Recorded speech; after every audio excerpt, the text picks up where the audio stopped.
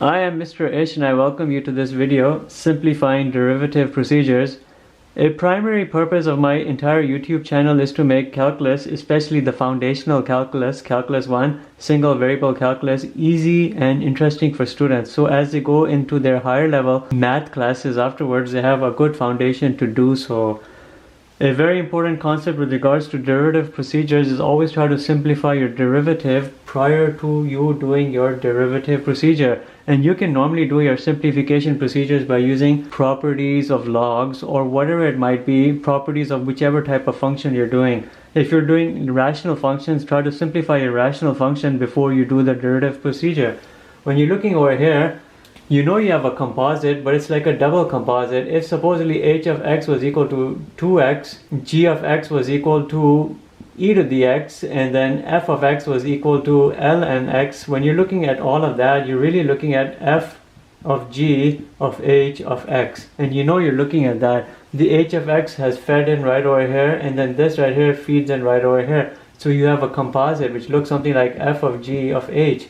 And you know you would normally use a chain rule over here, and you could end up having kinks in your chain rule. And allow me to show you how one student may normally proceed through this without doing good simplification procedure prior. A student may choose to do like this. If u is equal to e to the 2x, then they do function with regards to u would be ln u, and they proceed with that route. They do d or du ln u, and then they do du, and they come up with another substitution. If v is equal to 2 to the x, then function with regards to v is equal to e to the v. And that's right here where this second kink in your chain will come in, e to the v, and then dv over dx, you'll have 2 to the x. And then you would do all of this in terms of your derivative procedure. Derivative of this would be 2. You could bring it out right at the very beginning. The derivative of e to the v is just e to the v, and you can resubstitute your v, which is 2x. Derivative of ln u would be 1 over u. You would have 2e to the 2x over u, and you can resubstitute your u, which is e to the 2x. And then you could cancel these things out, and you would end up seeing that the derivative of this entire composite was just a 2. You could have done this, however, in a more simple way, a way in which you would have less chance of making an error because there would be fewer steps or fewer complexities involved. If you look at the properties of logs, you know ln a to the x can be viewed as x ln a. This little exponent can intermingle as a coefficient or exponent, and you can utilize that to your advantage in this specific instance. You also know natural log of e is always equal to 1. You know that's a property of logs. Why is that the case? Because natural log is synonymous with log base e, and you're looking at this is equal to y. E to the y is equal to e to the 1, and y is equal to 1. Hence ln e is always equal to 1 that you see right over here. You have to remember that in this instance log ax is equal to y, and a to the y is equal to x. How you convert from a log to an exponential, all of that is playing in over here. When you apply the properties of logs to this, you're really looking at this derivative of this natural log, but e to the 2x has been pushed out.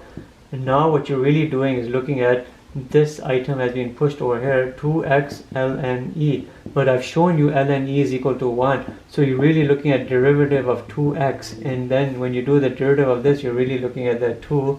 And that's how it comes about. You didn't even have to bring the chain rule over here. In this instance, utilizing the chain rule with all of these little extra steps makes the procedure complex, and there's a more chance or a better chance of making an error. There are instances where bringing in the chain rule is to your advantage. If you're looking at this rational function, normally you'd use the quotient rule. You have an f function here which happens to be a constant. You have a g function. You can utilize this using the quotient rule. You'll do the g function multiplied by the derivative of the f function, which you know will be a 0, minus the f function times the derivative of the g function, all divided by the g function squared. This right here is the quotient rule template. When you do all of that, the derivative of a constant is 0. This zeroes out. You're looking here at minus 1 times the derivative of x minus 3, which is just a 1, divided by x minus 3 whole square. At the end, your result is minus 1 divided by x minus 3 whole square. But again, utilizing the quotient rule has a possibility for anyone to make an error, especially if the rational function was more complex. Now, if you make this into a chain rule type of question, there's a better chance that you can do it quicker and in a better way. Derivative, you're really looking at x minus 3 to the power of minus 1. You've converted a rational function into this. Now when you're looking at this, you can do, and allow me to create some space over here, you can view it as this: u is equal to x minus 3, then function with regards to u is equal to u to the minus 1. You can do that, or you can visually see this and know your answer. D or du, u to the power of minus 1, du or dx, x minus 3. When you're looking at this, you're using the power rule. You know the power rule. You'll have a minus 1 u to the power of minus 2. You know the derivative of anything which looks like this is n, x to the power of n minus 1. The power rule of derivatives. This comes over here and the exponent is reduced by 1, which is exactly what I've done. The derivative of x minus 3 is just a 1. You can cancel on, just put a 1 over here.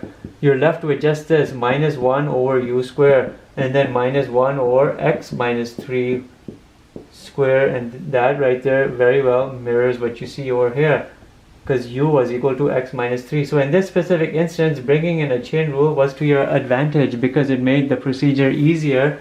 The chain rule was easier than doing the quotient rule. So you have to remember these simple tricks with regards to your derivative procedures. Sometimes eliminating the chain rule is to your advantage, like in the first example.